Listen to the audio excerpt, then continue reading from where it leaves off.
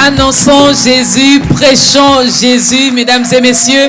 N'ayons pas honte de parler de lui, car lui n'a pas eu honte de mourir à la croix pour nous racheter. Il a utilisé son propre sang. À toutes et à tous, shalom et bienvenue dans ce nouveau numéro d'État Grandeur où je disais donc de ne pas avoir honte. Lorsqu'il s'agit de parler de Jésus, eh bien, n'ayez pas honte.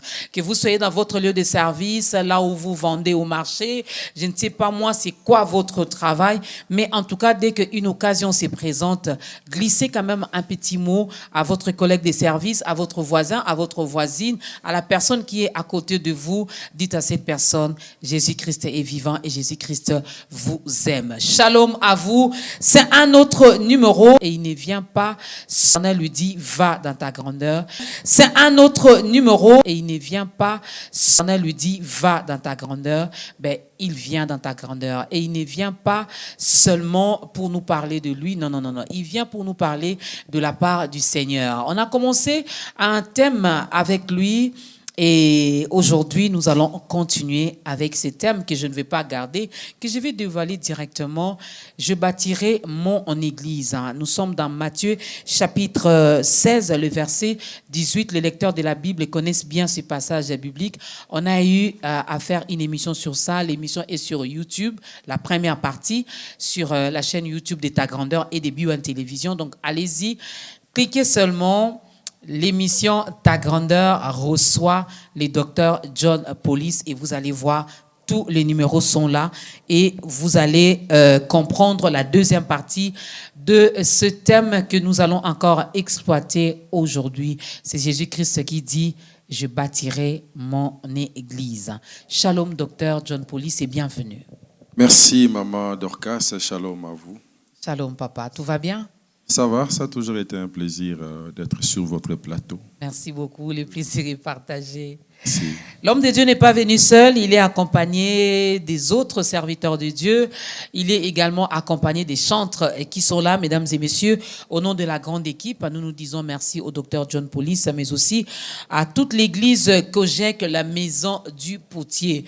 Des fois, le docteur John Police vient ici, des fois c'est ta grandeur qui va au sein de l'église. Question de changer un peu les décors, mais en tout cas, Dieu, lui, il reste le même. Il est sur son trône et il ne cesse de nous faire énormément du bien.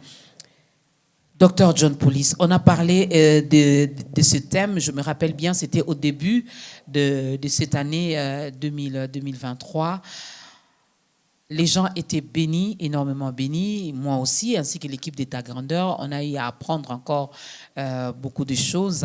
Alors, nous allons continuer, mais à titre de rappel, avant de prendre les tout premiers cantiques, si vous pouvez définir un peu, lorsque Jésus-Christ dit « Je bâtirai mon église », c'est quoi une église?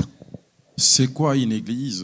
En lisant les Saintes Écritures, dans l'Ancien Testament, l'Église, le concept Église est un mystère caché.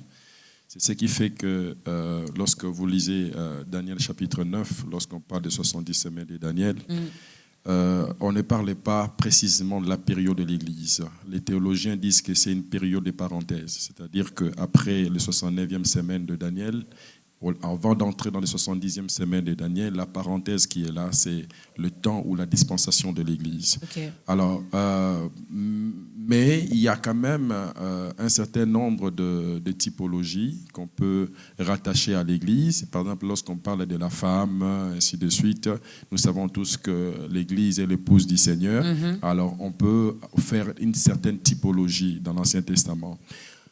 Les mots Église, pour la toute première fois, c'est le Seigneur Jésus-Christ lui-même qui est l'instituteur, qui a parlé de l'Église clairement dans les passages que vous venez de lire, de dire aux auditeurs, de Matthieu chapitre 16, verset 18, où il dit « Sur cette pierre, je bâtirai mon église. Sur ces rocs, je bâtirai mon église. » L'église, en fait, c'est son corps. C'est le corps de Christ. L'église, c'est la maison de Dieu. L'église, c'est le temple du Saint-Esprit. L'église, ça a plusieurs définitions. C'est même le champ des dieux. On peut définir l'église que ce soit dans le domaine architectural, on dit maison, édifice, ça c'est un domaine de l'architecture. On peut définir l'église lorsque vous êtes dans l'anatomie, c'est-à-dire c'est le OK. corps de Christ. On peut définir l'Église lorsque vous êtes dans les domaines de l'agriculture, c'est le champ de Dieu. On peut définir l'Église aussi comme étant la colonne et l'appui de la vérité, comme Paul l'a dit. On peut définir l'Église aussi du point de vue géographique. L'Église, c'est Israël des dieux. OK. Voilà, c'est comme l'apôtre Paul l'a dit, je pense dans Galates chapitre 6, verset 16, il dit que l'Église comme étant Israël des dieux. L'Église, c'est aussi, on peut définir ça comme aussi en astronomie. L'Église, c'est l'ensemble des premiers-nés, de tous ceux qui sont parvenus à la perfection. On parle de tous ceux qui sont au ciel, où il y a un rassemblement des étoiles. Voilà, c'est le domaine de l'astronomie. Donc, on peut parler de l'Église comme étant corps, Église comme épouse, Église comme champ de Dieu, Église comme maison de Dieu, mais aussi, même aussi dans l'armée, on peut définir aussi l'Église comme étant une armée triomphante. OK. Oh. Voilà, l'Éternel Dieu des armées. Dans l'Église, c'est une armée également triomphante, une armée qui n'échoue jamais. Mais j'aimerais bien qu'on fasse juste un tout petit, on va reculer un tout petit peu. Lorsqu'on vous a reçu pour la toute première fois, vous avez partagé avec nous votre histoire d'amour avec les seigneurs. Est-ce qu'il y avait des choses à ajouter là-dessus? Oui, on n'est pas tombé comme les cheveux dans une soupe. On a une histoire avec le Seigneur. On n'est né jamais chrétien, on n'est né jamais enfant de Dieu, mais on devient enfant de Dieu. C'est ça. Parce que souvent les gens font l'amalgame un peu en disant « moi je suis né chrétien ». Non, on n'est jamais chrétien. On le devient. On devient enfant de Dieu. C'est que Dieu nous a créés à son image, mais depuis que Adam avait péché, l'homme avait perdu l'image de Dieu. Donc, il faut maintenant redevenir l'image de Dieu. C'est ce que la Bible nous dit dans Jean chapitre 1, verset 12. Alors, j'ai une histoire avec le Seigneur. C'est vers les années 90 que nous avions commencé à connaître le Seigneur, précisément vers les années 97 ou 97. Mais on venait à l'église, mais il y a une chose qui est vraie, que je venais à l'église, mais je n'avais pas encore la révélation de Christ. Je ne le connaissais pas encore. On venait à l'église, ouais, comme tout le monde, mais on n'avait pas encore la révélation de Christ. C'est alors qu'un jour, moi, j'ai obtenu une grâce de voir, j'étais seul à l'église, je me rappelle, j'étais seul à l'église, j'étais venu, je me disais, je viens prier, mais j'ai prié quelqu'un que je ne connaissais pas. Mais j'ai eu la grâce de voir l'apparition de deux hommes qui m'ont parlé, qui m'ont dit que j'étais appelé à les servir. Et cette grâce-là est allée plus loin. Moi, je bénéficiais de la grâce comme Paul, qui dit dans 1 Corinthiens, je crois 2 Corinthiens chapitre 12, en disant, je connais un homme qui a été monté au 3e ciel, je ne sais pas si c'était dans un corps ou dans un autre corps. Je bénéficiais de cette grâce-là. Voilà, c'est comme ça que les choses sont parties dans ma vie. Le Seigneur m'est apparu, voilà, comme ça, et il m'a parlé. Il m'a dit, voilà ce que je te donne comme message que tu dois commencer à apporter à mon peuple. Et je n'ai jamais réalisé. Pour moi, c'était comme un rêve, parce que j'étais là, les yeux ouverts, à l'église, mais je vois quelqu'un qui apparaît et qui me dit des choses. Je ne sais pas. Pour moi, je me disais que c'était un rêve, mais alors que c'est une réalité. Lorsqu'il a fini de parler, je vis la personne partir. Alors, je sursautais. Oh, qu'est-ce que j'ai entendu là? Et c'est cette parole-là qui est remontée toujours en moi et qui m'a poussé davantage à connaître le Seigneur. C'est important parce qu'il y a des gens qui entrent dans les églises comme formalité, mais ils n'ont jamais connu le Seigneur. L'exemple est simple. C'est Samuel. Samuel était dans le temple, mais il ne connaissait pas la voix de l'Éternel. Okay. Quand l'Éternel appelait Samuel, Samuel allait vers son père. Vous voyez, donc il y a des gens qui entrent à l'église, mais ils ne connaissent pas le Seigneur. D'où même la raison de ce sujet que nous sommes en train de parler, parce que Jésus-Christ marchant avec ses disciples, à un certain moment, il dit stop. Qu'est-ce que les gens disent par rapport à moi? Parce qu'il faut que la personne ait la révélation personnelle de son Seigneur, la révélation personnelle. C'est là même la marche de la destinée. Si vous êtes sur une meilleure destinée, la meilleure destinée commence par la révélation de votre Dieu. Si vous n'avez pas la révélation de votre Dieu, alors votre destinée, vous êtes loin de votre destinée. C'est alors qu'il dira à Pierre dira que tu es le Christ, le Fils du Dieu vivant. Et alors il dira à Pierre que tu es heureux. Vous savez pourquoi il lui a dit que tu es heureux? Il lui dit simplement que Pierre, à partir, j'étais avec toi, mais ce n'est qu'aujourd'hui que le ciel t'a accepté. Ok. Ouais, c'est ça ce que ça veut dire. Ok. Quand il a dit à Pierre, tu es heureux, c'est-à-dire le ciel approuve ce que tu viens de dire. Ok.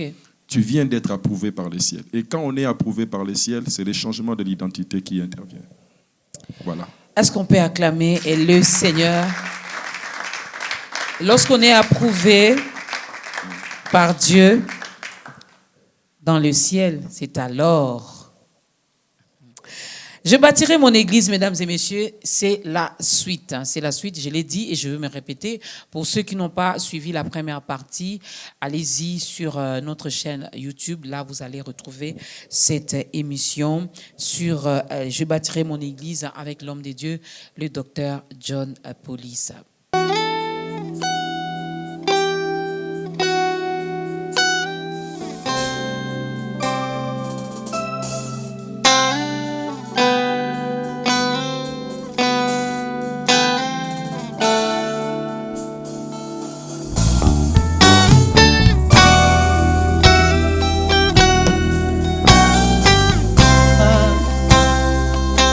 Mabazo tikalaya motema. Si je trouvais grâce à tes yeux, ne me prive pas ta gloire, ne me prive pas ta gloire. Si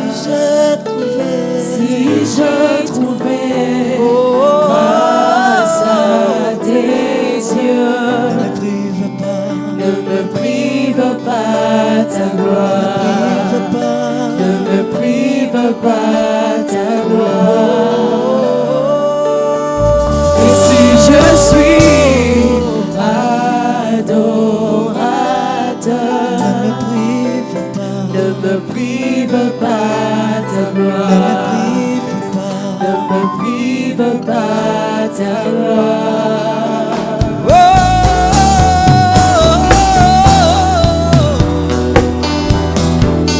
yeah. Ne me prive pas ta gloire.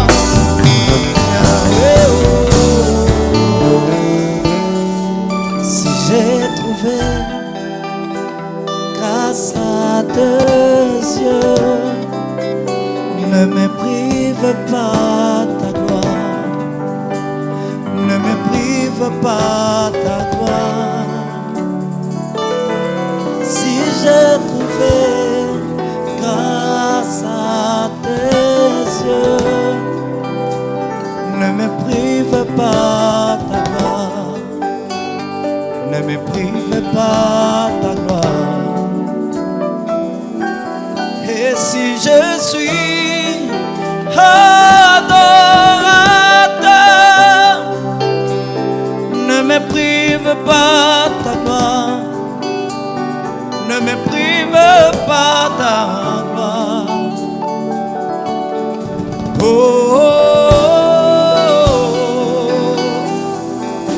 oh, oh,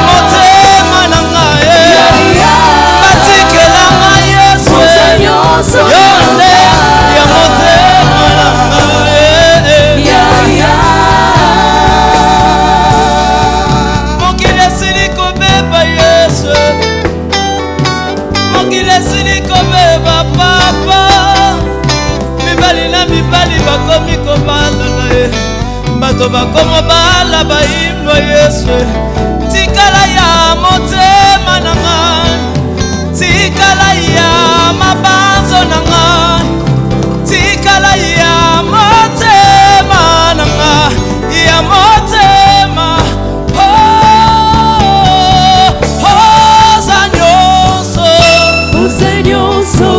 est-ce que tu vas réduire là où tu es?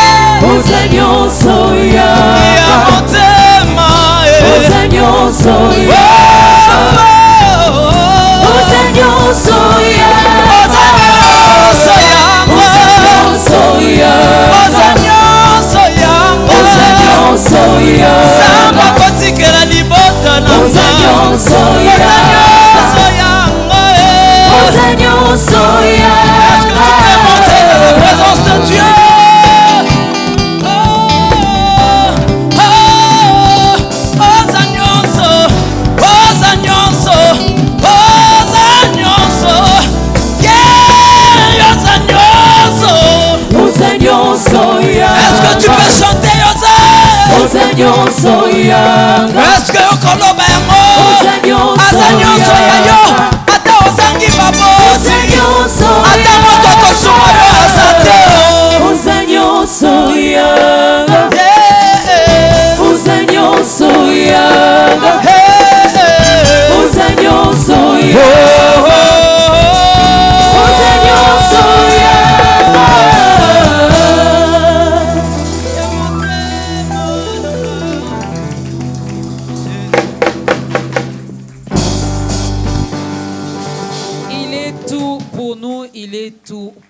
Il est au centre de tout, il est notre essentiel, il est notre priorité. Sans lui, nous ne sommes rien. Je bâtirai mon église, mesdames et messieurs, texte de référence, nous sommes dans Matthieu chapitre 16, le verset 18. L'homme de Dieu a défini l'église ici, mais pasteur, on a combien de types d'églises?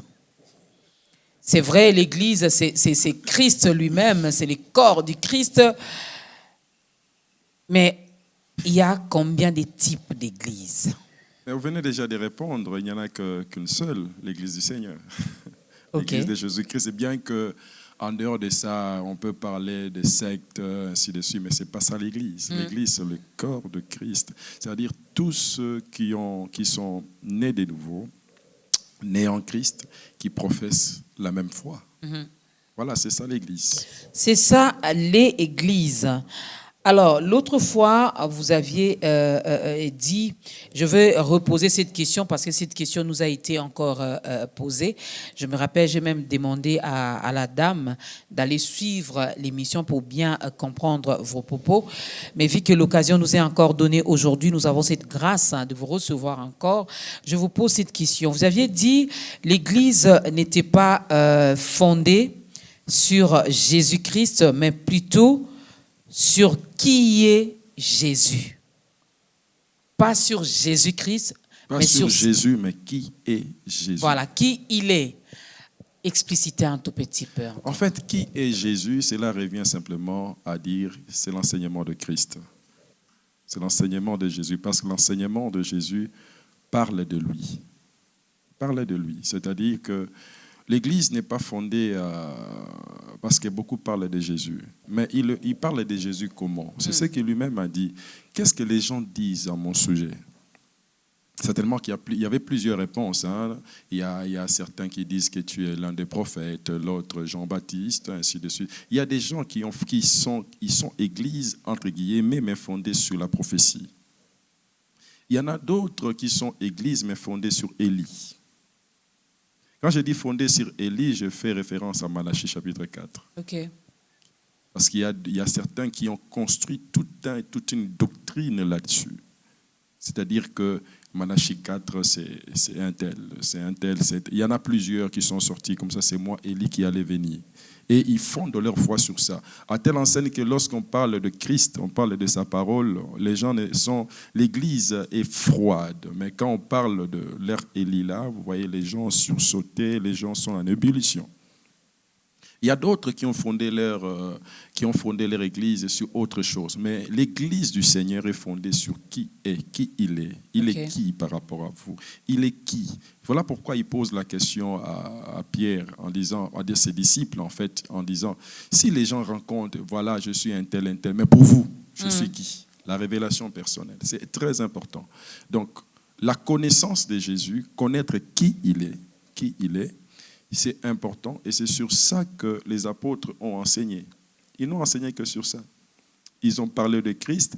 D'ailleurs, si vous ouvrez votre Bible, vous regardez dans je pense, 2 Jean, parce qu'il n'y a qu'un seul chapitre 1, verset 9, la Bible déclare que nous n'avons pas autre doctrine que la doctrine de Christ. On ne parlait pas de la doctrine de Jésus, mais on dit la doctrine de Christ. Pour dire que l'enseignement de Jésus-Christ, de Jésus-là, la révélation de ce Jésus-là, c'est le Christ en fait, le Fils du Dieu vivant. Et non seulement le Fils du Dieu vivant, mais il est aussi Dieu. Il est aussi Dieu. C'est vraiment important, Ouais. cet aspect-là. Ce n'est pas pour rien que le Seigneur lui-même a dit, beaucoup viendront et diront, Seigneur, n'avons-nous pas fait ceci en ton nom? Quand on dit, n'avons-nous pas fait ceci en ton nom, c'est-à-dire au nom de Jésus. N'avons-nous pas fait ça? Il les reconnaît, mais il dit, mais vous, je ne vous connais pas, serviteur d'iniquité. Pourquoi? Parce que si vous me connaissez, vous allez faire les choses autrement. En fait, l'iniquité, c'est une personne, il sait qu'il y a la vérité qui existe, mais il ne veut pas appliquer la vérité. Il refuse carrément d'appliquer la vérité. Voilà pourquoi la colère de Dieu se révèle contre tous ceux qui retiennent injustement la vérité captive. Romains chapitre 1, verset 20. Il ne faut pas retenir en captivité la vérité. Alors, moi, je vais lire quand même ce passage, mais je vais commencer par le verset 17. Oui. Jésus, reprenant la parole, lui dit, « Tu es heureux, Simon, fils de Jonas, car ce ne sont pas la chair et le sang qui t'ont révélé cela, mais c'est mon Père qui est dans les cieux. Et moi, je te dis que tu es Pierre, et que sur cette pierre, dans d'autres versions, on parle sur ce roc, je bâtirai mon église, et que les portes du séjour des morts ne prévaudront point contre elle. On va essayer de décortiquer ce passage, le verset 18, mais moi je prends quand même la dernière partie d'abord de ce verset. L'église, c'est le corps du Christ. Jésus-Christ bâtit son église. Et il dit, les portes du séjour des morts ne prévaudront point sur elle, donc sur l'église. Ici, je veux mettre un peu plus l'accent sur l'église comme bâtiment, là où les saints se réunissent pour célébrer Dieu, pour l'adorer, le louer, écouter les enseignements. Une assemblée locale. Une assemblée locale.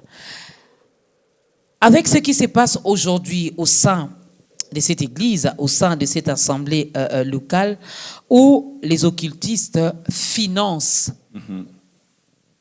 vous, certains hommes de Dieu, certains bergers, et j'en passe. Il y en a qui ne se limitent pas seulement à financer, mais à venir aussi communier avec les saints. Il y a même certains bergers, certains pasteurs qui, au lieu d'être financés par les occultistes, eux-mêmes sont partis adhérer même. Ils ont accepté d'être initiés. Maman Dorcas, aujourd'hui, peut-elle conclure, peut-elle dire, peut-elle déduire que les ténèbres prennent de l'avance sur l'Église aujourd'hui?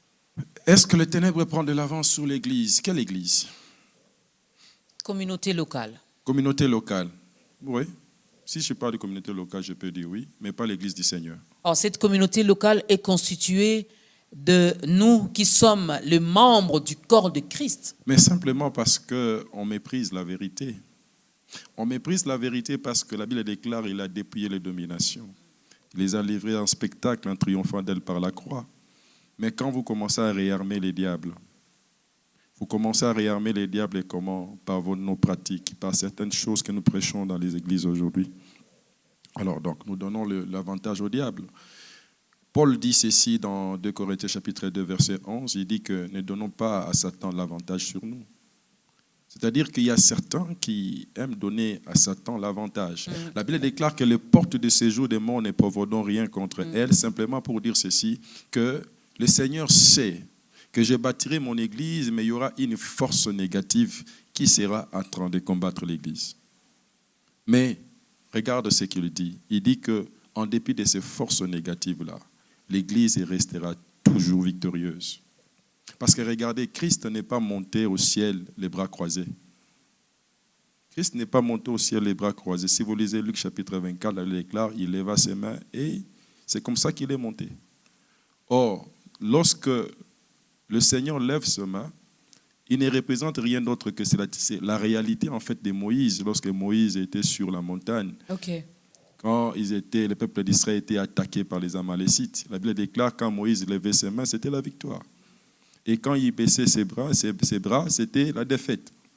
Donc, si le Seigneur est monté comme ça, les bras levés, c'est que l'Église est déjà dans la victoire. Voilà pourquoi il dit que les portes de séjour des morts ne provoqueront rien. Mais il ne néglige pas qu'il y a des attaques. La Bible déclare que votre ennemi, le diable, rôde comme un lion rugissant. Mais comment vaincre? Résistez-le avec une foi ferme. Quand on dit résister avec une foi ferme, c'est-à-dire croire à ce que Christ a fait, Christ a accompli, qu'il n'y a plus de condamnation pour ceux qui sont en Christ et que nous sommes en Christ, nous devons achever notre sanctification par la crainte du Seigneur. Mais quand vous ne craignez pas Dieu, quand vous introduisez, vous introduisez des choses dans les églises, des pratiques au sein de l'église, c'est comme ça que le diable a de l'avantage. C'est comme ça, c'est nous-mêmes. Nous, Maman Dorcas, nous n'imaginons pas de fois ce que le Seigneur a fait. Nous ne réalisons pas. Des fois, quand je vois aujourd'hui, les gens peuvent faire 40 jours de jeûne et prière, rien que pour des liens, des malédictions, des choses comme ça. Des fois, moi, j'ai chaud au cœur. J'ai chaud au cœur. Comment vous pouvez organiser 40 jours de jeûne et prière juste pour briser les malédictions? Et si c'était une recommandation divine? Comment une recommandation divine? Ça, c'est pour les païens. Celui qui est en Christ est devenu une nouvelle créature. Les choses anciennes sont passées. Amen. Comment vous pouvez croire que vous êtes encore dans le lien des malédictions? C'est-à-dire vous réarmez les diables. C'est comme ça que les diables ont de l'avantage sur l'Église. Bref, bon, on dit que voilà, les magiciens se sont infiltrés dans les églises, ainsi de suite. Ça n'a pas commencé aujourd'hui, même Jean l'a dit. Certains sont sortis des milliers d'où parce qu'ils n'étaient pas des nôtres. Les assemblées locales, ne vous en faites pas. Il n'y a pas que des saints qui viennent là-bas dans les assemblées locales. Il y a des sorciers, il y a des magiciens, ainsi de suite. Il n'y a pas de problème. Philippe est allé en Samarie, il a évangélisé. Les gens ont reçu même le baptême, y compris quelqu'un qui était un grand magicien qui s'appelait Simon.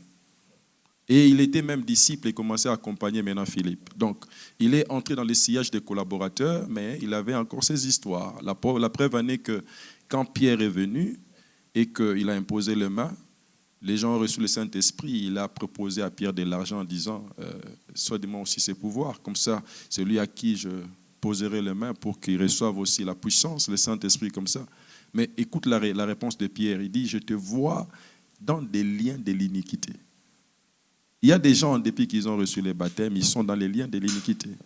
C'est-à-dire, il n'a jamais cru. Il n'a jamais donné sa vie au Seigneur. Il n'a jamais été sincère envers le Seigneur. Oui, mais Pierre quand même a réussi à les détecter. Mais vous, qu'est-ce qui explique que vous avez du mal à les détecter?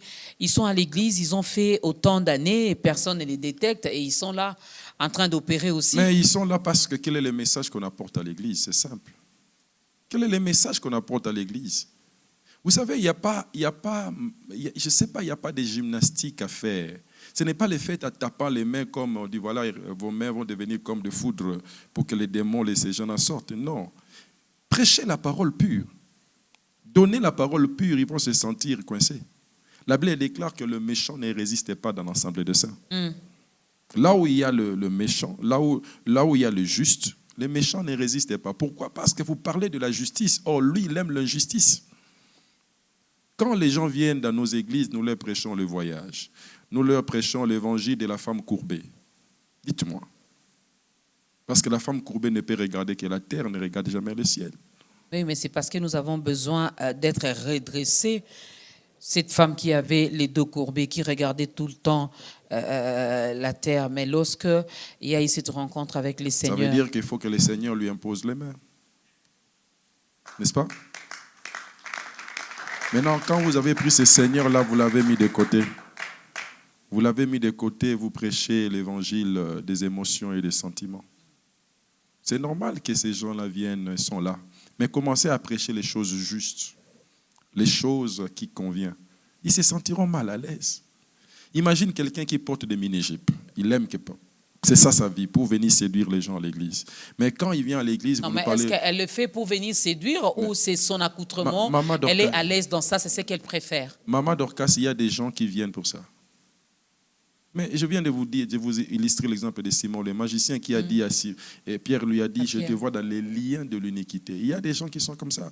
Jésus-Christ lui-même a dit, Père, je te remercie de tout ce que tu m'avais donné, je n'ai perdu aucun. Sauf le fils de la perdition. Il y a des gens qui sont comme ça. Il vient là pour séduire tout le monde. Il dit que je porte ça pour que les pasteurs me voient. Mais quand une telle personne vient à l'église, vous leur parlez de l'évangile des massages. Vous les massez. C'est ça le problème. Mais commencez à prêcher la sainteté, fuyez l'impudicité, parce que c'est ça même la doctrine. Hein. On y reviendra. Et que la Bible déclare que nous devons tendre vers ce qui est parfait, mais sans renoncer au fondement, notamment le renoncement aux œuvres mortes. Parlez du renoncement aux œuvres mortes.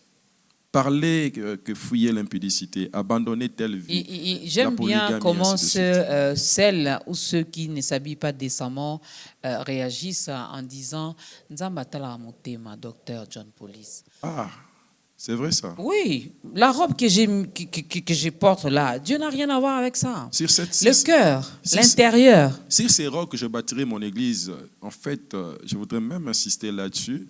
Roc là dont il est question, c'est qui est Christ, c'est ça même la doctrine de Christ. La doctrine, c'est ce qui aussi influence notre vie quotidienne.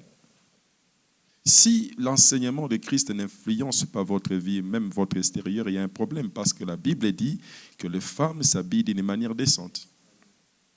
Vous voyez? Pourquoi? Parce que l'enseignement de Christ, bien qu'il regarde dans l'intérieur, mais cet enseignement affecte aussi notre extérieur.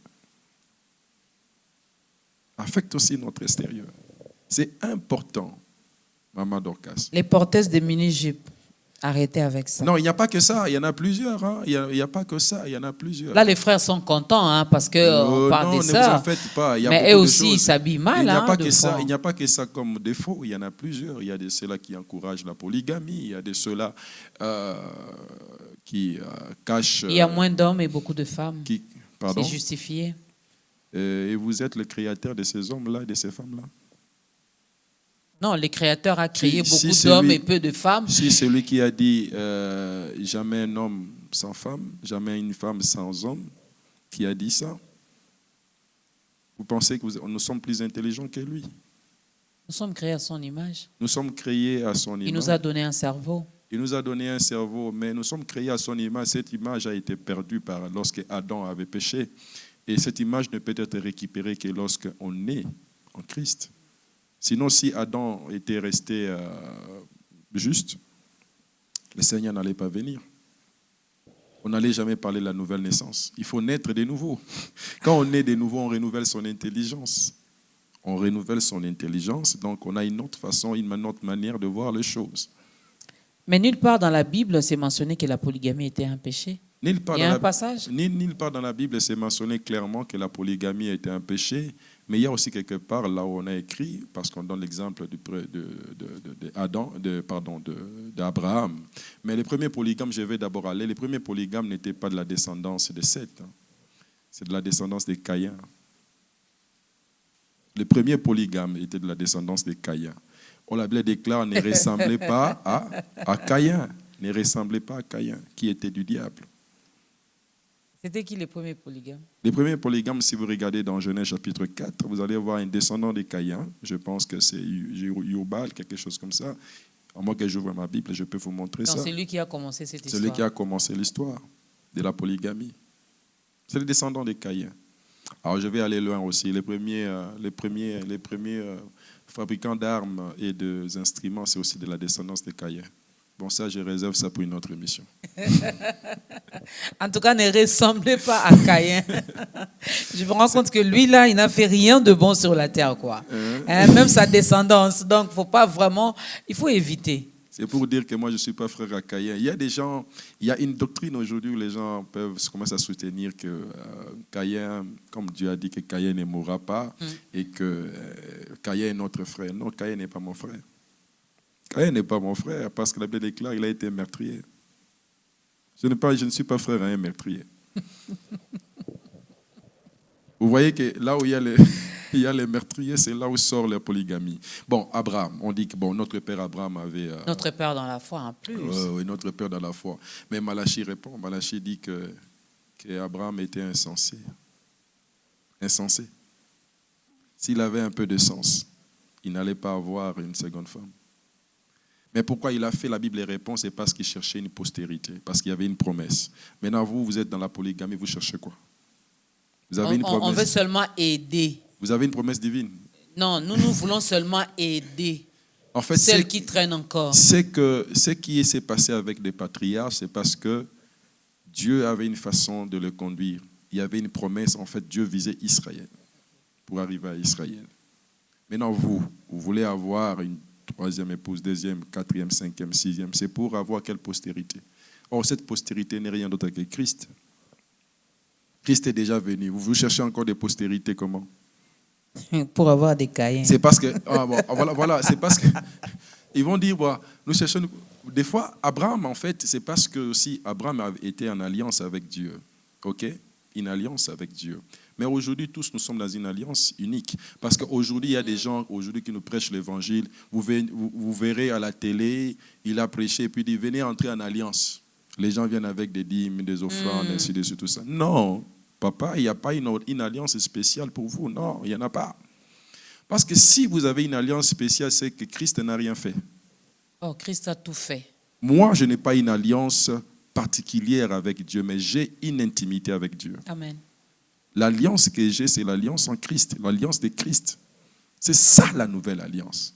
Il n'y a pas une autre alliance. Arrêtez d'impressionner les gens avec des termes. Lisez bien la parole de Dieu.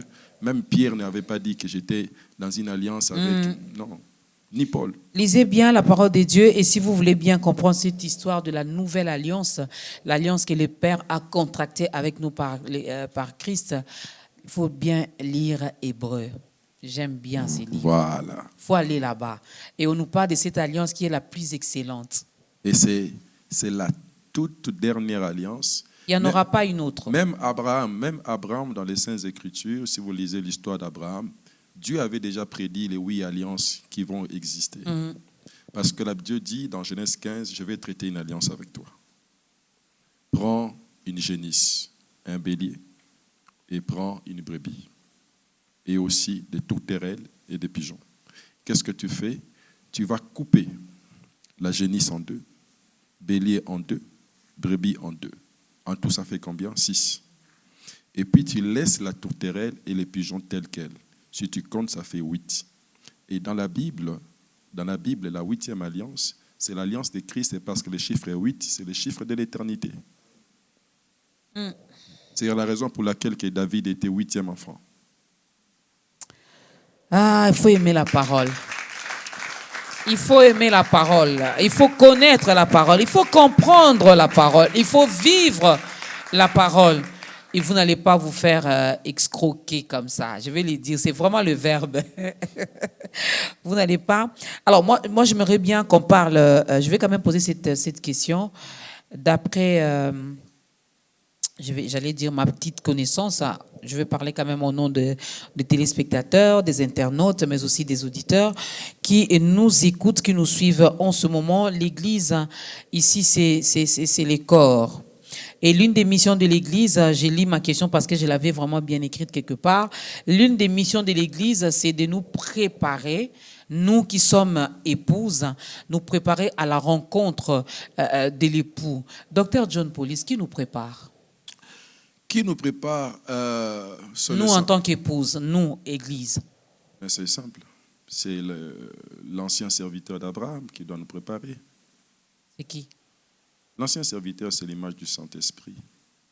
Mais il travaille à travers le ministère. Ce n'est pas pour rien que la Bible déclare, étant descendu dans les profondeurs, il est monté avec des hommes qu'il a fait don. À la différence des dons spirituels dans 1 Corinthiens 12, les ministères, ce sont des hommes, ce sont des personnes qui sont des dons pour l'Église. Mais les autres dons-là, c'est la manifestation de l'Esprit. Donc le ministère nous prépare.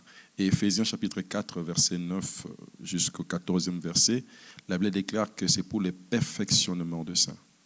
De la même manière qu'il y avait l'énique qui était là, bon, je n'aime pas vraiment trop lier les ministères à l'énique parce que l'énique n'a pas de sémence à donner.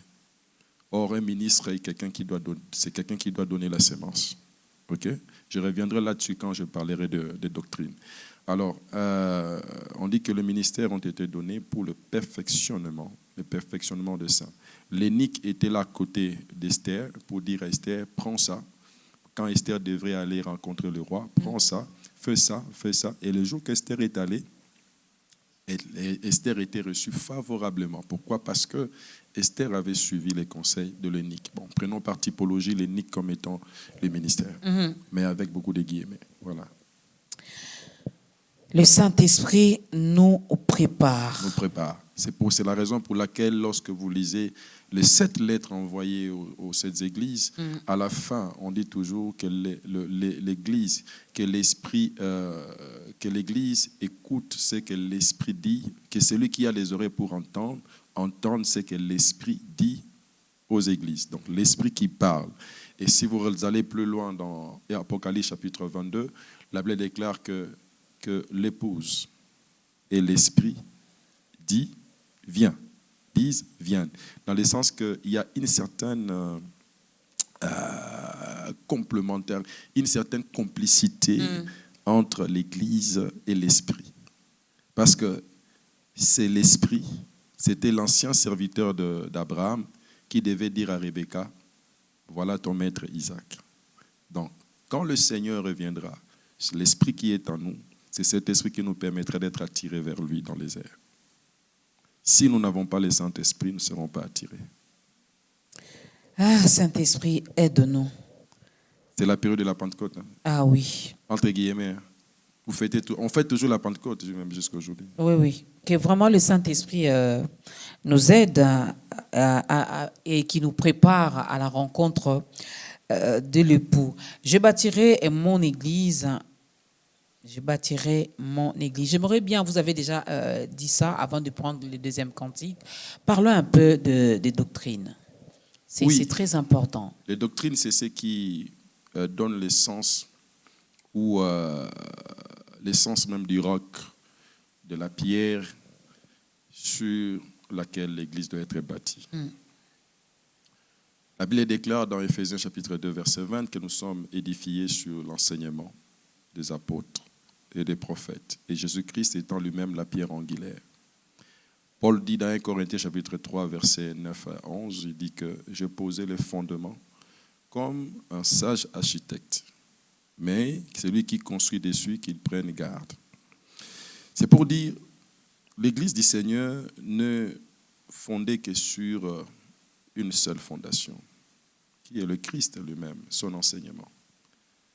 Matthieu chapitre 28, verset 20, « Faites-les toutes les nations, mes disciples, enseignez-leur ce que je vous ai prescrit. »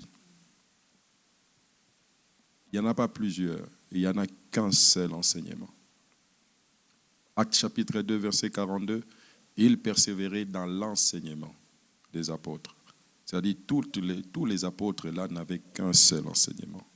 Et cet enseignement, 1 Jean chapitre 1, verset 9, la doctrine de Christ. Ce que nous appelons la saine doctrine, la véritable doctrine. Il n'y a pas plusieurs doctrines lorsque vous vous considérez dans l'Église. OK? Il n'y en a pas plusieurs. Il n'y a qu'une seule doctrine de Christ. Mais dans la doctrine de Christ, vous pouvez trouver plusieurs branches en termes d'enseignement. C'est-à-dire, par exemple, lorsque vous lisez Hébreux 6, versets 1 à 3, la Bible parle du renoncement aux œuvres mortes. la résurrection des morts, tout ça, ça fait partie de l'enseignement qu'on appelle la doctrine de Christ. Vous voyez, imaginez que vous construisez votre maison. Allez-vous avoir plusieurs fondations? Si l'Église est la maison de Dieu, donc Dieu n'a pas plusieurs fondations. Dieu n'a qu'une seule fondation. Et c'est ce que Paul dit, que personne ne peut poser un autre fondement que celui qui a été posé, à savoir Christ. Christ est l'enseignement, Christ est notre doctrine, et cette doctrine, c'est celle qui est au-dessus de tout. À l'Église du Seigneur, ce n'est pas la vie du pasteur qui compte. Ce n'est pas la vie de la maman pasteur, pardon. Ce n'est pas la vie de qui que ce soit, ou quelqu'un qui peut dire, là-bas on a dit, moi aussi j'ai dit. Non. L'enseignement de Christ est au-dessus de tout. Que ce soit un ministre de Dieu, que ce soit qui, que tu sois, je ne sais pas moi, quel titre tu peux avoir, nous devons nous humilier devant l'enseignement de Christ. Si l'enseignement dit que voilà les choses, comment ça doit se faire, il ne faut pas dire que là c'est eux. Là, c'est Paul qui a dit, je pense que. Non, ce n'est pas ça. Donc, nous devons rester sur cet enseignement. Il n'y en a pas deux, il n'y en a pas plusieurs, il n'y en a pas... Oui, il n'y en a pas beaucoup.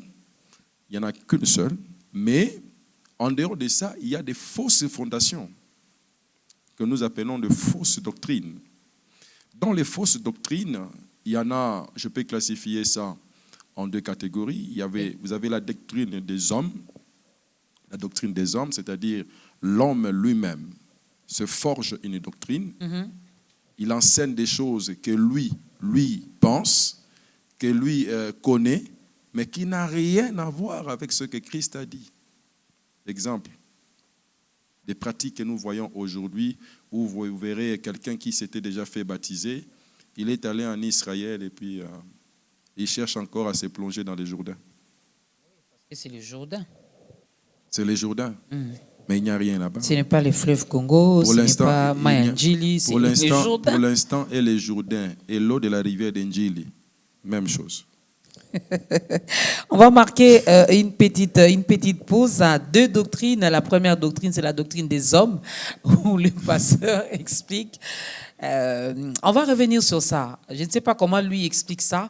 Maman Dorcas qui est déjà baptisée ici, mais lorsque elle va en pèlerinage en Israël, elle va encore plonger dans le Jourdain, question de se faire baptiser encore. Parce que Jourdain, pas si Jésus va baptiser qui est. Où est ce Jourdain? On revient après ces cantiques.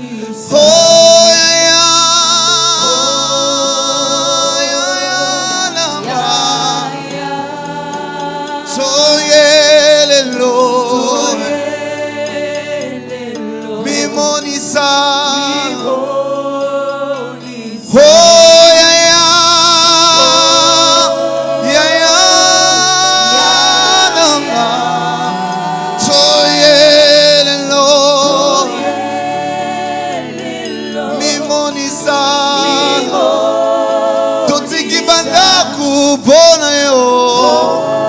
Yeah, yeah, yeah, yeah. Toyelelo. Mimonisa. Goluna yo.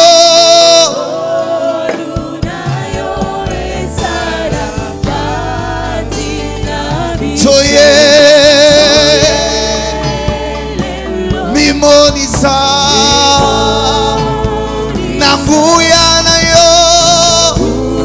Yana yo. Imamite. Toyelelo. Mimonisa. Goluna yo. Ezalaka.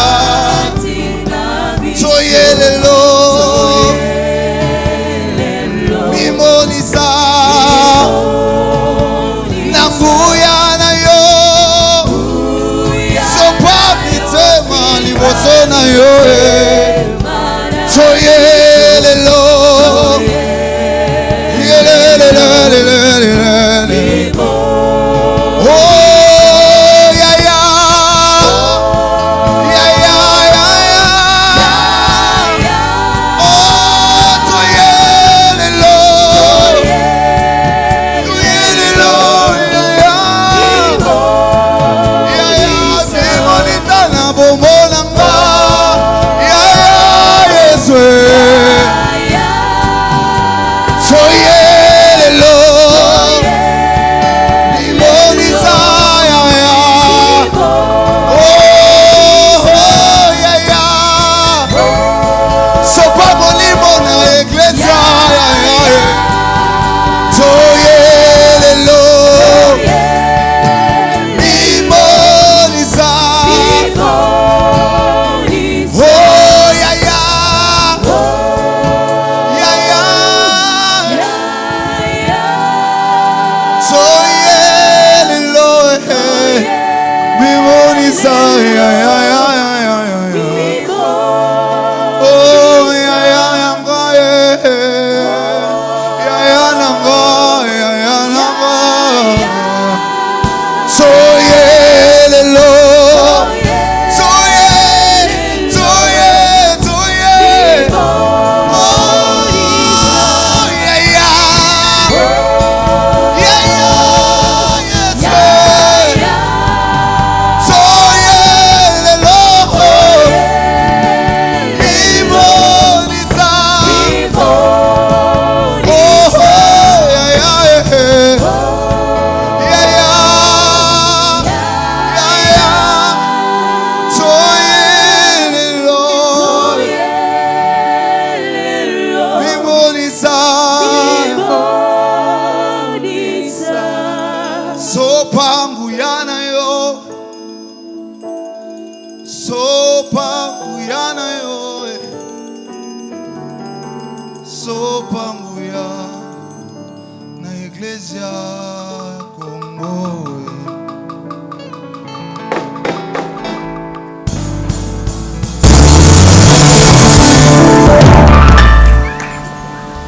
Je bâtirai mon église, mesdames et messieurs, pour ceux qui nous prennent en cours. Nous sommes avec le docteur John Paulis de l'église Kojek, la maison du potier. Nous continuons avec un thème qu'on avait déjà exploité.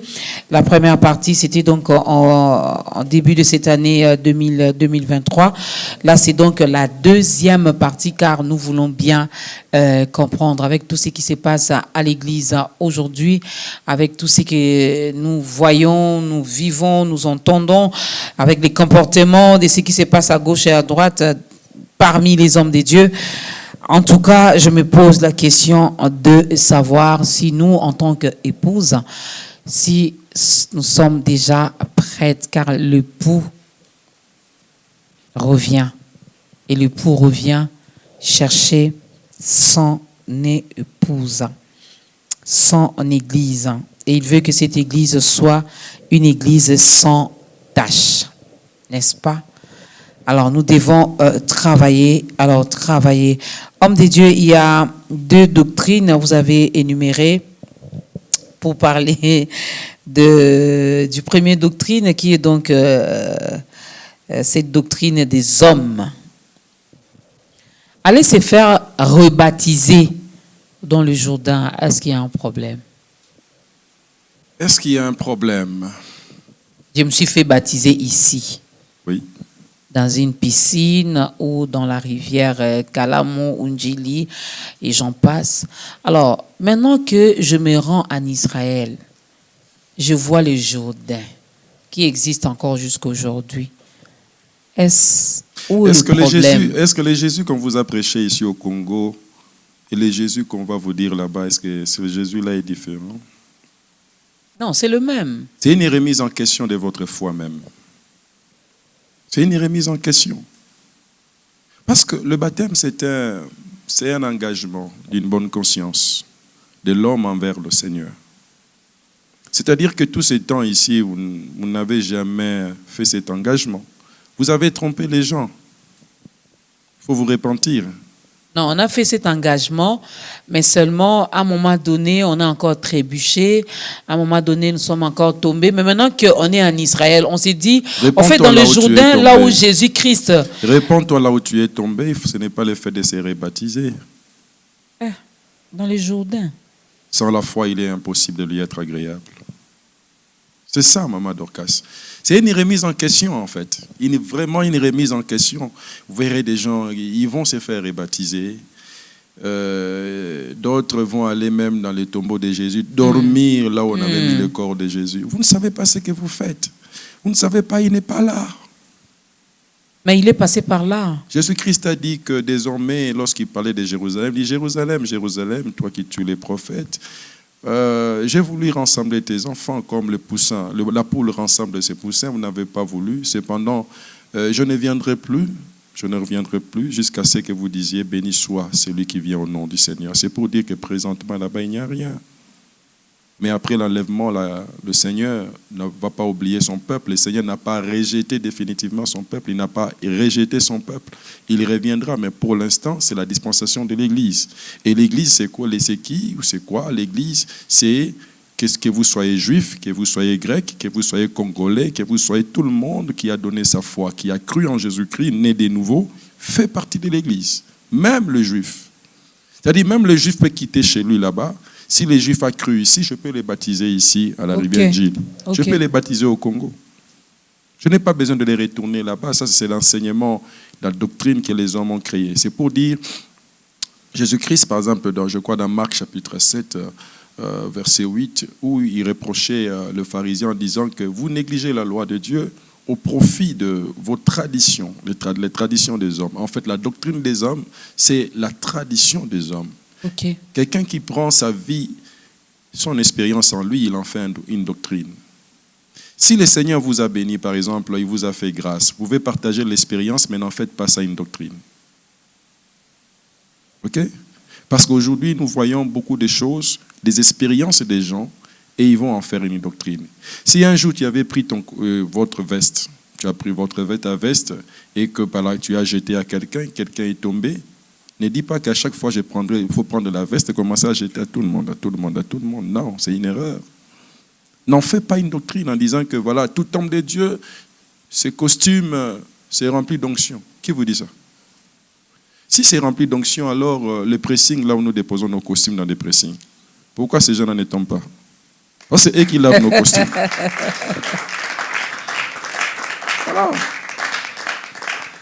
Voilà, c'est ça en fait, ça, la doctrine des hommes. Donc nous devons faire très très attention.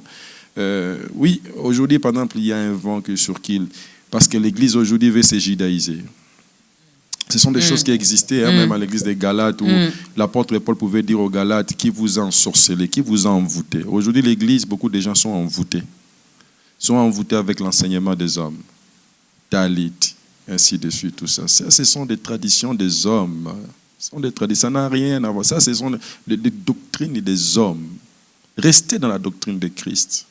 Les cabales juifs, c'est... En fait, c'est ça, en fait. Je n'ai pas voulu dire ça, mais je l'ai dit quand même. Ce sont des cabales.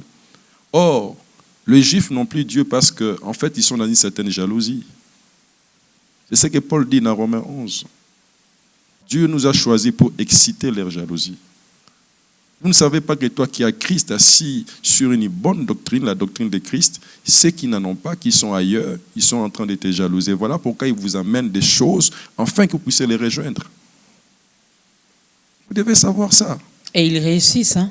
Ils réussissent parce qu'ils savent que voilà, vous aimez. Parce que quand on vous présente l'évangile de la femme courbée, les matériels, ainsi de suite, comme les gens aiment ça, ils vous présentent l'argent et les gens commencent. Voilà comment les gens partent. Aujourd'hui, la jeunesse est détruite. Surtout des jeunes ici qui ont des petits ligables au ministère, entre guillemets, tout ça, ainsi de suite. Ils sont initiés. La vraie doctrine ne se donne jamais en secret. Ok. Jésus-Christ a dit ce que je vous dis en secret, dites-le à haute voix. La vraie doctrine, c'est dit, si quelqu'un commence à t'amener dans les secrets, initiation, tout ça, il te donne quelque chose en secret. Non. Dites-lui de venir donner ça devant tout le monde. C'est ça, en fait, le problème. Donc, la doctrine des hommes, ça, c'est les hommes eux-mêmes qui en ont fabriqué. Ça, c'est dans les fausses doctrines. Mais dans ces fausses doctrines, vous avez aussi les doctrines des démons. Des doctrines inspirées par des démons. Aujourd'hui, les gens qui enseignent des choses inspirées par des démons. Vous voyez? Comment ça? Mais oui, 1 Timothée chapitre 4, verset 1 à 3, la Bible parle à Timothée, on dit que dans les derniers temps, beaucoup abandonneront la saine doctrine, ils auront la démangeaison d'écouter les choses qui plaisent à leurs oreilles, ils enseigneront des doctrines des démons. Parmi les doctrines des démons, ils vont vous dire, par exemple, tel aliment, il ne faut pas manger. Ça, c'est pas moi qui l'ai dit, ce sont les Saintes Écritures. Je n'indexe aucune église. Ok? Je reste dans les Écritures. Par exemple, tel aliment, il ne faut pas manger, alors que Paul insiste en disant que ce sont des aliments que Dieu veut que nous puissions prendre avec action de grâce. Il y aura des gens qui vont s'interdire même le mariage. Ce n'est pas moi qui l'ai dit, je suis scripturaire, s'il vous plaît. Bon, ils vont s'interdire le mariage parce que peut-être qu'ils ont compris qu'ils n'ont pas, ils n'ont pas cet appel, ils n'ont pas cette vocation. Ils n'ont pas cette... Non, c'est ce qu'on dit une doctrine, c'est-à-dire on dit que mariage, non. C'est-à-dire c'est un enseignement. Mariage, non. Et on veut que les autres aussi emboîtent le pas.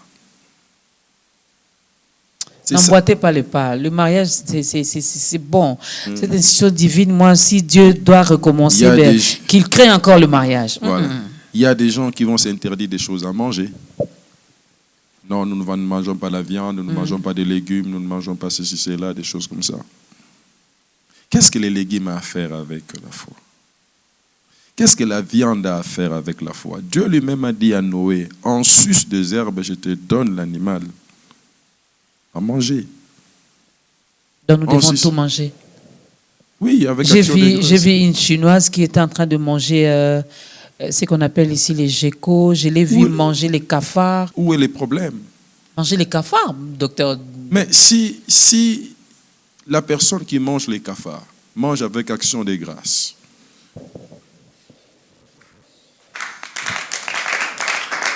est-ce que cela affecte ma foi? La Bible dit ce n'est pas ce qui entre qui suit l'homme, c'est ce qui sort qui le suit. Il mange les geckos avec action de grâce. Moi, je me pose... Si quelqu'un... Oui. Et une quinoise dirait action de grâce à un bébé, hein? Mais la Bible déclare que tout est sanctifié par la parole et la prière. Si quelqu'un le mange, pourquoi moi je vais être une occasion de chute pour lui? Il mange, oui, le problème c'est son repas. Moi, qu'est-ce que moi j'ai à faire? Quand toi tu avales ton gros foufou et que l'autre n'aime pas les foufous, est-ce qu'il en fait un problème? Est-ce qu'il en fait un problème? La Bible dit... Les mangeurs de foufou ont dit non. Pour un aliment ne devient pas une occasion de chute pour ton frère. C'est ce que la Bible déclare. Donc si... Ne pensez pas, maman, donc il y a des choses que vous mangez que les autres aussi ne mangent pas. Quand ils vous voient comme ça, ils disent, ah, ça c'est quoi ça? Oui. Ça c'est vrai. Alors, lui aussi, quand il mange ces histoires, quand tu dis, ah, ça c'est quoi ça? Mais en fait, la liberté en Christ veut que nous puissions considérer aussi les autres. C'est ça un peu, entre guillemets, ce que nous disons, la bonne tolérance en Christ. Donc il y aura des gens qui vont s'interdire des choses. Oh non, je ne mange pas la viande des porcs, tout ça, ainsi de suite. Ah, c'est une bonne viande, mais les gens d'autres... Bon, voilà. Il y a des gens... sans talit, je ne prêche pas. Moi, il faut seulement que les femmes entrent avec les foulards sur la tête. Les doctrines des hommes. Il y a même des gens aujourd'hui... Vous savez, j'ai été convié un des enfants qui voulait me convier à une cérémonie d'ordination. Je lui ai dit à une seule condition. Si on applique l'huile, je ne viens pas. L'huile d'onction. Je ne viens pas. Je ne viens pas. Et puis si tu portes une toge, je ne viens pas. Restons scripturels. Docteur, vous aussi, vous êtes compliqué, hein? Compliqué comment? Ben oui. Car la Bible déclare que nous devons tendre à ce qui est parfait. Lorsqu'on est allé oindre David, n'est-ce pas que c'était avec de l'huile? Très bien. On a oint David comme roi. Ça, c'était l'ombre des choses à venir. La réalité, c'est en Christ. Je vais lancer un défi positif. Qu'on me montre un seul ministre dans l'Ancien Testament qu'on avait oint avec l'huile. Certainement, les gens diront, et Élisée, Dieu a dit à Élie d'aller oindre Élisée. Mais Élie n'a jamais oint Élisée. Quand il arrive, la première des choses, il lui jette les manteaux. Le jour qu'il devait aller, il a compris que l'onction, ce n'est pas l'affaire de l'huile, ni des manteaux en horizontal, mais c'est l'affaire du manteau vertical.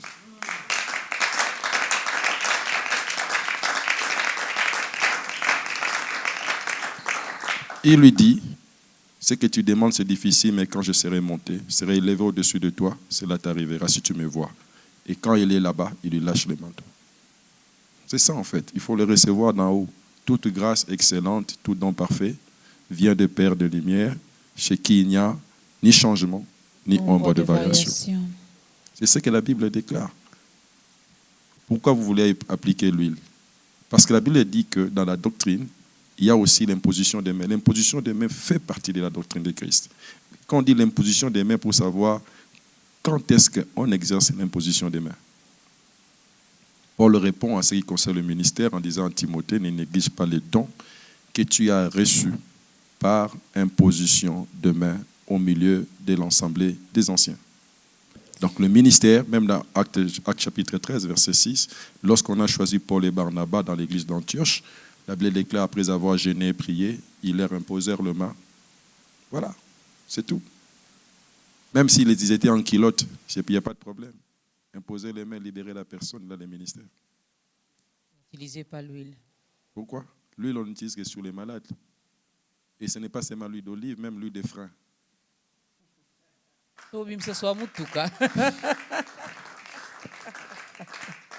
C'est ça en fait. Il y a des gens, ils ont pris des choses comme ça, ils ont fait même des doctrines. Voilà, l'huile, des gens qui achètent même des flacons d'huile, des choses comme ça. Quelqu'un qui vous dit, allez, prends ça. Il achète 5 litres ou 10 litres d'huile. Il commence à faire avaler à quelqu'un. Voilà, c'est les sangs de Christ. Mais ça marche. Il y en a qui ont pratiqué ça, qui étaient peut-être malades, qui ont reçu la guérison. Il y en a qui avaient une douleur quelque part. On a imposé les mains tout en appliquant également l'huile. Et puis ça a marché, la douleur est partie. Dieu est multisystème. Tant que vous êtes ignorant, Dieu ne vous exige pas grand-chose. Plus la connaissance s'accroît, Dieu commence à être exigeant. C'est la raison pour laquelle Moïse avait tellement la connaissance. L'Éternel, Dieu, était devenu trop exigeant envers Moïse. Regarde, devant les rochers, il lui dit, vous parlerez aux rochers. OK? Parlez simplement, l'eau va sortir. Moïse, au-delà de parler, il minimise d'abord la puissance et puis il frappe. Est-ce que l'eau n'était pas sortie? L'eau est sortie, mais il a dit à Moïse et à Aaron, vous deux là, vous n'entrerez pas. Ça, c'est la rigueur de Dieu. Faites très attention, tu peux utiliser n'importe quelle formule, parce que toi, tu le veux. Tu veux que ça soit comme ça. Le Seigneur peut regarder, ça passe. Mais toi, tu auras des problèmes. Parce que pourquoi? Parce que vous avez la connaissance. Donc voilà, il y a des doctrines des démons. Dans ces doctrines des démons, il y en a de 3 sortes, ou 3 catégories. Je ne sais pas exhaustif, quelqu'un d'autre peut en dire des choses. Je n'ai pas le monopole de la connaissance. Vous avez par exemple la doctrine des Balaam. La doctrine des Balaam, c'est cette doctrine qui amène les enfants de Dieu à oublier leur état de pèlerinage.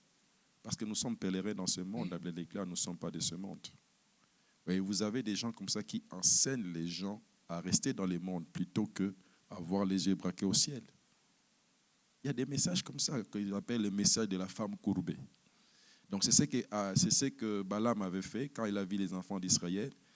Balak lui a appelé Balaam en disant, viens me maudire ces peuples, pour que ces peuples ne viennent pas prendre possession de mon territoire, qu'ils restent simplement là-bas, qu'ils oublient qu'ils doivent passer.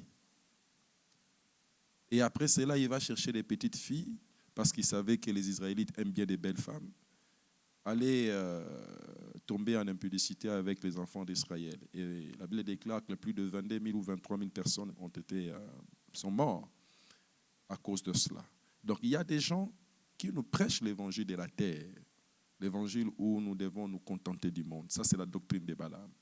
Et la doctrine de Balaam, c'est aussi celui qui prend les dons spirituels, il veut en faire un e-commerce. Aujourd'hui, vous avez des gens qui vendent des prophéties. Comme Balaam aussi voulait vendre son talent à Balak. Parce que Balak lui a dit, viens me maudire ce peuple. Je sais que ce que tu dis arrive et moi, je te comblerai de bien. Ça, c'est une première dimension de la doctrine des démons. Deuxième dimension de la doctrine des démons, c'est la doctrine de Nicolaïte. Je suis toujours dans Apocalypse chapitre 2, versets, je pense, 7 et 14. Vous verrez que Nicolaïte, en fait, c'est la doctrine qui prône sur la licence, sur les désordres, l'anarchie spirituelle. Quelqu'un qui est apparemment chrétien, mais il vit dans l'anarchie. Il fait tout.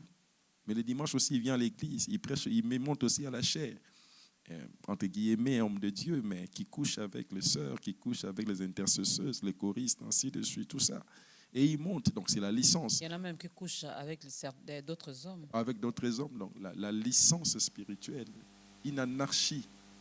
Ça, c'est la doctrine des Nicolaïtes. Il y a une troisième doctrine, c'est la doctrine de Jézabel. La doctrine de Jézabel, c'est cet enseignement où vous avez l'autorité de la prophétie sur la doctrine. Où les gens, vous venez dans une église, on dit Maman Kassongo veut parler. La prophétesse. Maman Kassongo doit prophétiser. Et vous voyez même le ministre qui était en train de prêcher la parole, il s'était. On va écouter Maman Kassongo parce qu'elle a toujours le dernier mot à dire. C'est la prophétesse de l'Église. Donc l'autorité de la prophétie sur la doctrine de Christ. Et aussi l'autorité de la femme sur l'homme. Aujourd'hui, il y a des gens qui prônent cette doctrine où on veut élever l'homme et la femme au-dessus de l'homme. Où on veut faire de la femme égale à l'homme. Restons scripturaires. La femme ne sera jamais égale à l'homme. Là, c'est un autre thème de l'émission. Je suis disponible. La femme ne sera jamais égale. Avant de faire l'appel au salut, précisez un peu dans quel domaine. Juste une petite précision. Parce que dans la maison là-bas, je sens que ça a bougé. Mais écoutez, c'est très simple, Maman Dorcas. Les désirs de la femme seront portés vers son mari. C'est un principe qui reste. Là, c'est sur le plan spirituel. Le plan spirituel. Selon la parole. Oui. Voilà, c'est la précision que je voulais avoir. Parce qu'à l'école, nous recevons toutes la même formation. Donc, je peux être première de la classe, ce qui veut dire je suis plus intelligente et je suis au-dessus de ces garçons. Non, là, il n'y a pas de problème. Voilà. Il n'y a pas de problème. Mais lorsque vous êtes dans le domaine, par exemple, du mariage, dans les domaines spirituels, il y a des choses que vous devez savoir. Les désirs d'une femme sera toujours porté vers son mari. On a dit toujours. Vous comprenez? Donc, j'ai entendu des gens qui disent, bon, écoutez, ça a été dit parce que l'homme avait péché, Jésus-Christ est venu, il s'est fait malédiction pour que nous puissions être sauvés. Oui, je dis Amen. Mais est-ce que nous ne mourrons? Cependant, nous ne mourrons pas. Tu es poussière, tu retourneras poussière. Est-ce qu'on ne meurt pas? Si. Voilà. Donc, il y a des choses que Dieu a établies, ce sont des choses qui restent jusqu'à ce que le Seigneur viendra récupérer son Église. Mais j'en conviens avec toi. J'en conviens avec toi. À l'école, une femme peut être première de la classe, ainsi de suite, tout ça. Mais je peux être présidente de la République. Pourquoi pas? Pourquoi pas? Alors quand je serai présidente, je serai au-dessus de vous. Mais parce que vous gérez.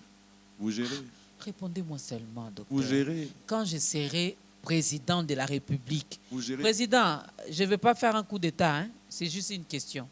Quand je serai présidente de la République démocratique du Congo, je serai au-dessus des hommes. vous gérez des hommes physiques, mais vous ne gérez pas des hommes spirituels.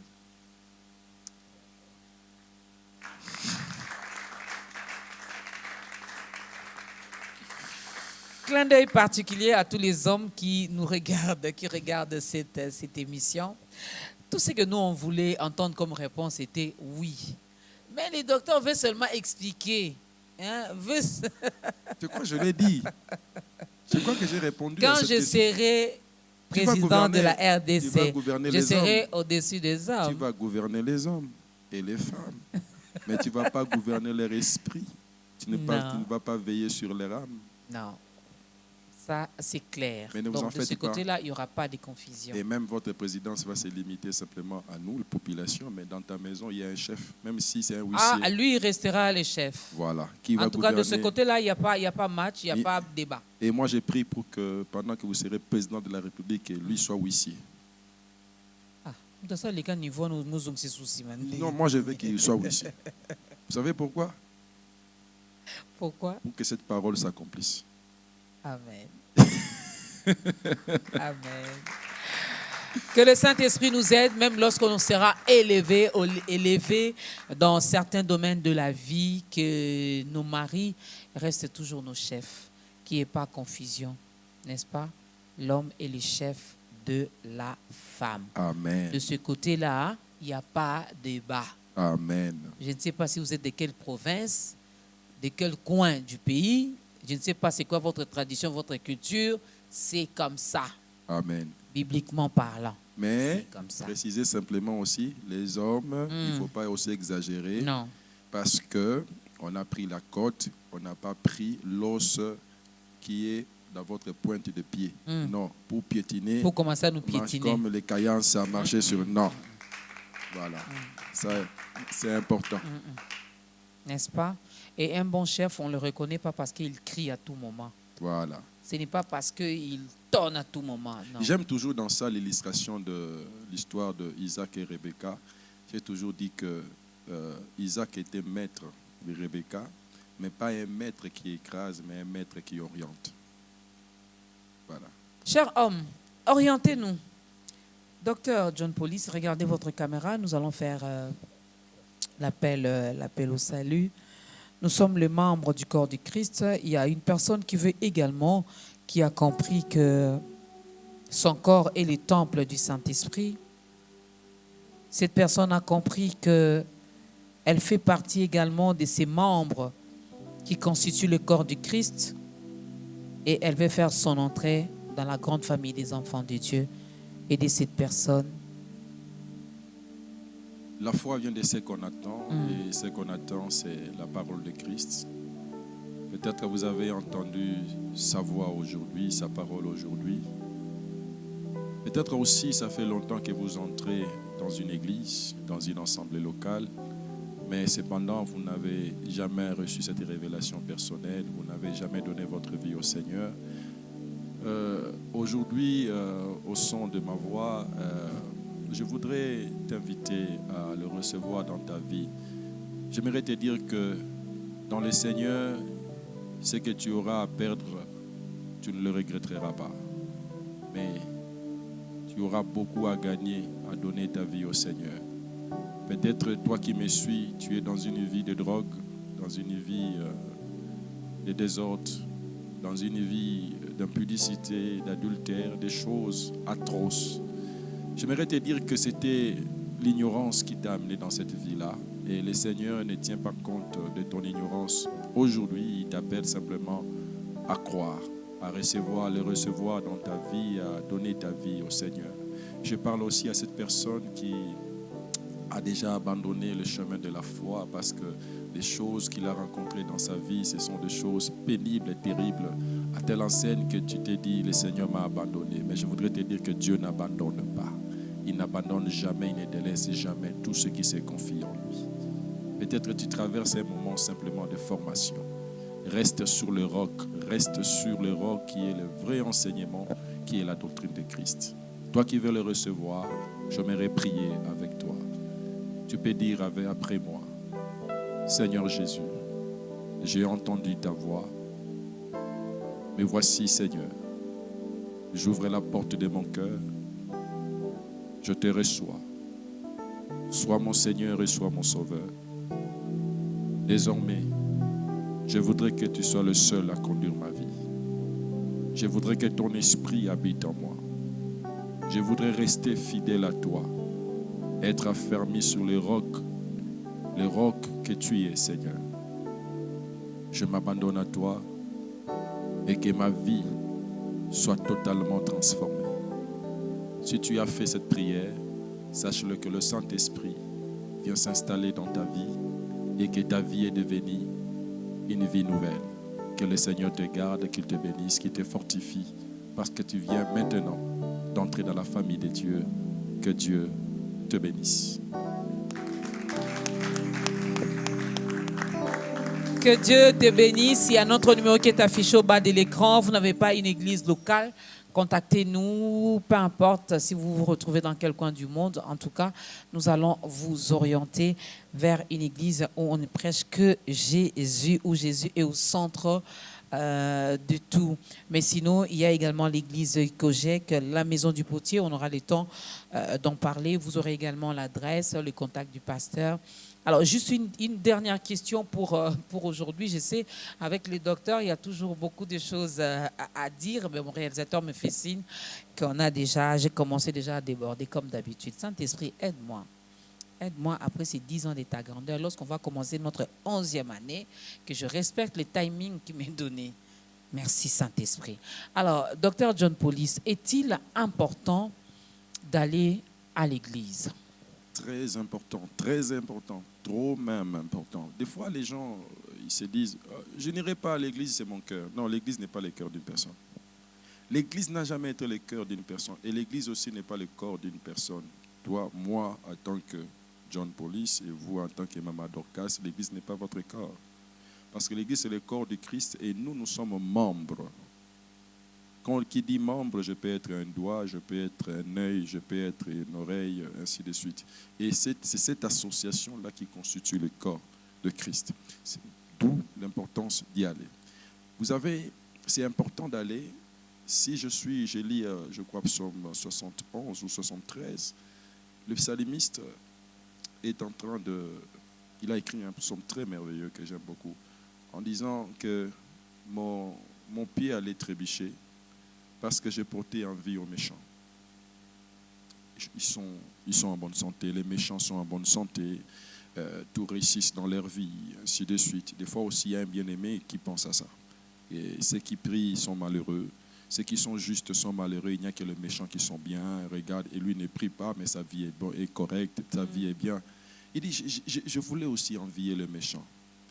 Mais je me suis dit, Seigneur, si je le fais, je trahirai la race de tes enfants. Et pour me rendre compte du sort du méchant, il a fallu simplement que j'entre dans les sanctuaires de Dieu, afin que je comprenne le sort du méchant. Ça veut dire que si je prends les sanctuaires comme étant l'église, ça veut dire qu'il y a certaines choses, l'éclairage que vous pouvez avoir, vous ne le pouvez avoir que lorsque vous fréquentez une église. Vous voyez?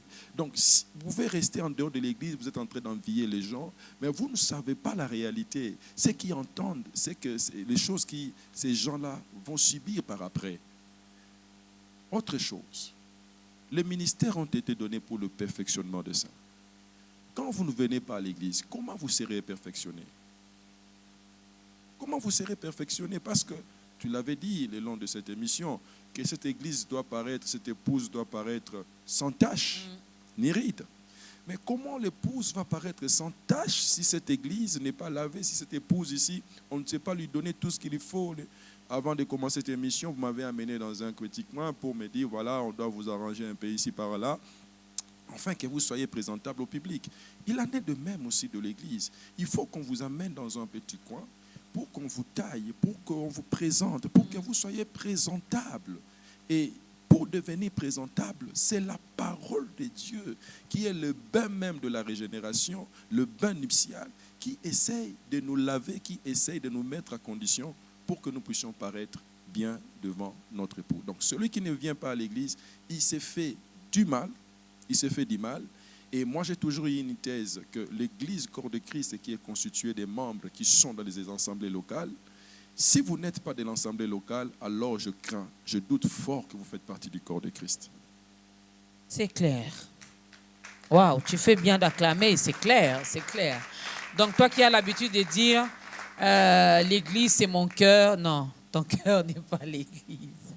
Oh, l'église c'est mon cœur, pourquoi aller prier là-bas? J'ai entendu quelqu'un dire les pasteurs exagèrent. Nous allons là-bas seulement pour les enrichir.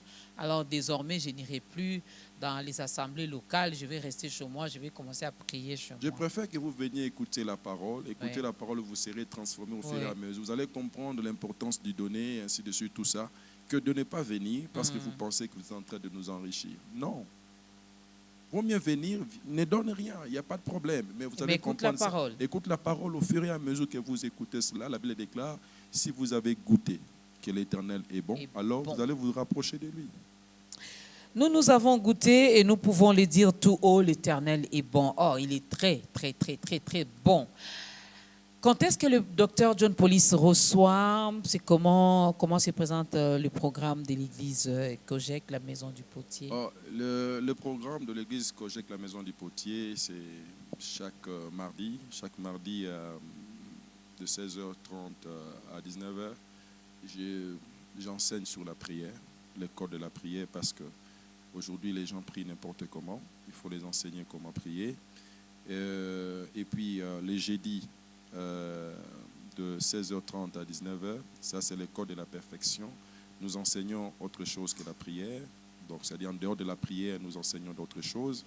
Et puis, les dimanches, de 8h jusqu'à 11h, ça c'est notre culte que nous appelons Action de grâce. Mais chaque samedi, je suis là à l'église à partir de 11h. L'église est sur Kingabwa TP, ou l'ancienne avenue Mandrandel, numéro 4. Vous allez voir, on a écrit l'église Kojek Maison du Potier. C'est là où nous sommes. Mais j'en profite aussi pour donner un programme que nous allons commencer d'ici là. Ça, c'est au niveau de la communauté, parce que l'église Maison du Potier fait partie de la grande communauté Kojek.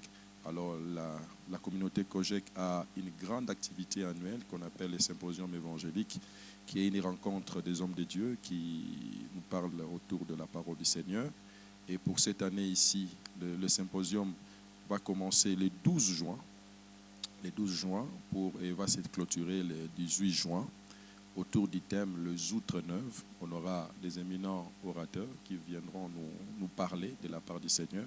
Et après le symposium, là maintenant, il y aura une grande activité pour la maison du potier. Et là, ça sera du 11 au 16 juin. Du 11 juillet au 16 juillet, autour du thème « Ma grâce te suffit ». Et voilà, si vous êtes dans les environs, vous êtes même en dehors, vous voulez participer à ces grands événements, n'hésitez pas. Le Seigneur vous fera énormément de bien. Le numéro de contact? Je crois que j'ai déjà donné ça. Je ne sais pas si vous voulez que je revienne toujours sur ça. L'Assemblée Maison du Potier, vous pouvez contacter dans le 081 92 89 425. 92 89 425, ça c'est notre numéro de contact. Mais je voudrais quand même, puisque dans les exemples, les détails, les catégories de doctrines que j'ai données, je n'ai pas parlé de la dernière doctrine qui est la véritable doctrine, la doctrine de Christ que nous appelons la saine doctrine. Voilà, c'est sur cette doctrine-là que l'Église doit être fondée. Et cette doctrine-là doit influencer même notre manière de vivre. Là où il y a cette saine doctrine, on sent que les gens sont réellement, véritablement des chrétiens. C'est clair. Merci beaucoup, Dr John Paulis. Avec lui, nous nous fixons rendez-vous parce qu'on veut bien parler également de l'onction du Père. Donc, on aura le temps d'en parler. Oui, l'onction du Père, et là, c'est à la maison. Le rendez-vous est pris. Le rendez-vous est pris Merci beaucoup, docteur John Police. Nous sommes bénis à chaque fois que vous passez dans ce programme. J'ose croire que c'est le cas également pour vous, mesdames et messieurs, fidèles téléspectateurs, chers auditeurs, et je n'oublie pas également les internautes qui nous suivent via les réseaux sociaux. Merci aux hommes de Dieu qui vous ont accompagnés. Merci aux chantres. Merci également à la grande équipe de ta grandeur. 10 ans, ça s'est fait, 10 ans, ça s'est célèbre, mesdames et messieurs. Et nous voulons, à travers ce programme, améliorer notre condition de travail. Lorsque je parle de ça, je ne dis pas qu'on n'est pas bien payé à Bioa. Non, non, non, je ne parle pas de ça. On veut seulement, nous nous sommes rendus compte que ça fait 10 ans que nous utilisons le même matériel. Alors, deux fois, on sent que ça commence aussi à se fatiguer, n'est-ce pas?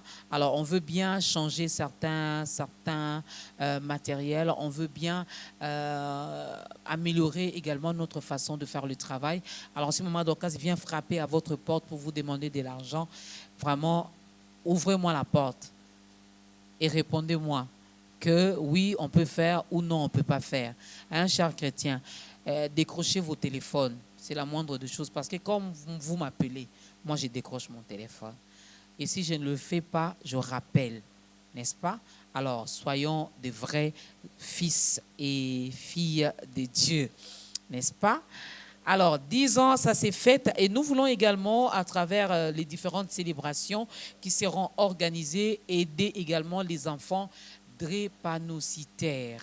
Hein, on les appelle communément ici Bana SS. Ces enfants-là souffrent terriblement, ils ont vraiment mal, non seulement eux, mais aussi les parents. Les parents aussi souffrent. Un enfant qui est malade, je ne pense pas que vous allez dormir paisiblement. Non, non, non, non, non. D'ailleurs, vous allez veiller toute la nuit. Alors, nous voulons bien les soutenir. Le Seigneur nous a mis ça à cœur et nous ne pouvons pas le faire seuls. On veut bien que vous puissiez également nous accompagner dans ça et le Père ne manquera pas de nous bénir. Lèvons-nous. L'homme de Dieu va dire un mot, une déclaration, pourquoi pas, une prière, je ne sais pas, selon que le Saint-Esprit va le conduire, va le guider. Mais en tout cas, nous voulons recevoir la bénédiction de l'homme de Dieu. Et la chorale va nous proposer les tout derniers cantiques. Il y a notre numéro qui est affiché au bas de l'écran. Si vous voulez nous accompagner dans les 10 ans de ta grandeur, appelez-nous. Nous allons échanger avec vous pour voir dans quelle mesure vous pouvez nous apporter votre soutien. Seigneur, 10 ans. 10 ans, c'est... Je me rappelle, Seigneur, que c'est le plus beau cadeau. Le plus beau cadeau qui est attaché à ce 10e fils de Jacob. Et ta grandeur, c'est un plus beau cadeau. C'est un cadeau, Seigneur, pour l'Église, pour la vie des hommes et des femmes, Seigneur, qui ont cru, qui ont donné leur vie à toi. Après les 10, il vient les 11. Et le 11, c'est ajouté, c'est Joseph. Je crois de tout mon cœur que tu vas ajouter des choses en cette grande émission. Ceux qui n'ont pas, Seigneur, tu vas donner. Merci parce qu'ils vont s'épanouir. Et merci parce que l'Église aussi, Seigneur, à travers cette émission, sera encore fortement bénie.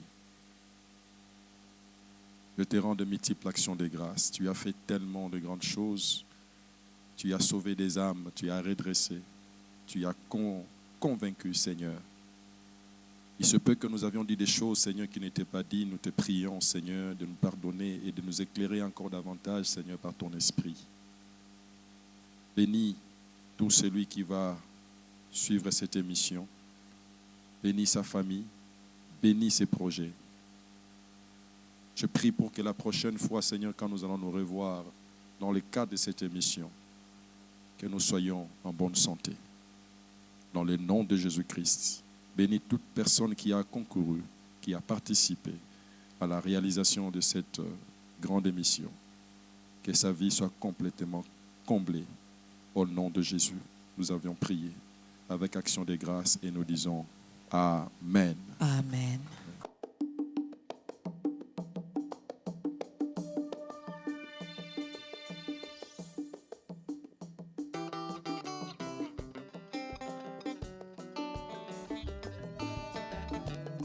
Est-ce que kobeta mololo, mololo, mololo? Est-ce que tu peux célébrer Jésus là où tu es? Atananda kubeta mololo.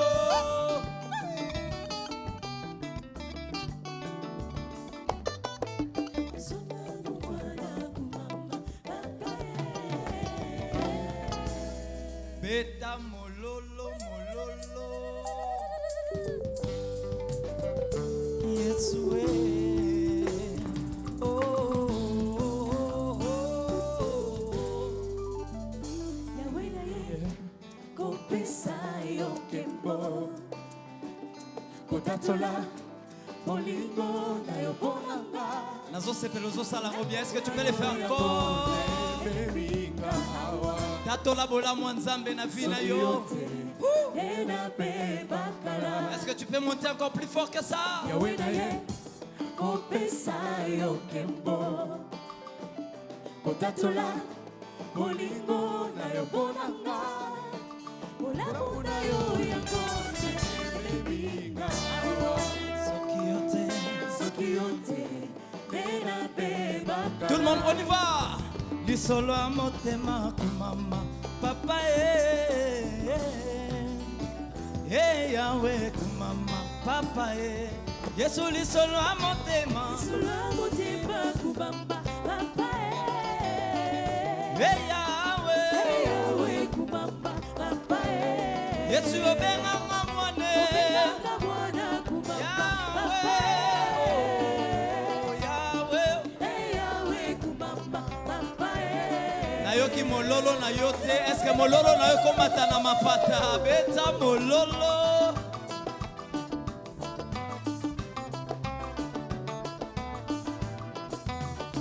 Lisolo ya bomoi na ngai ye nde nabembi na nzembo. Lisolo ya libota na ngai ye nde nabeti na nzembo. Tango mipepepe bambongeyaki na bomoi na nga ya Yesu atikaki ngai te. Oh, ngai orli na kati ya boloko. Est-ce que tu peux le dire? Opesaki nga makasi ya kotelema. Onangengisa oyanga libota mangwane. Est-ce que kocha kombo famille na obeta mololo? Wewe kuta twendwa bana ye. Twendwa bana kubamba. Papa Yahweh kubamba. Papa yonde lisolo a motema. Lisolo a motema. Yahweh kubamba. Papa est-ce que tu peux danser pour Jésus? Est-ce que muluba moko aza kobinela Yesu mutu ashi? Est-ce que ben instrumentiste boko sunga biso po mema biso na mutu ashi? Beta mololo, mololo, mololo.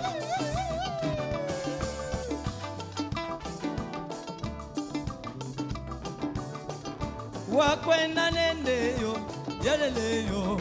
Yesu wakwenda nenda. Yesu wakwenda nenda weyo. Yesu wakwenda nenda we. Hey papa wane. Sendwa mutwe no kwela muyenga. Wakwenda nenda.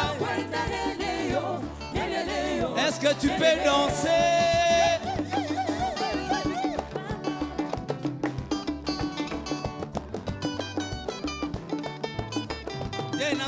Est-ce que tu peux danser pour Jésus? Jésus. Papa Wanye.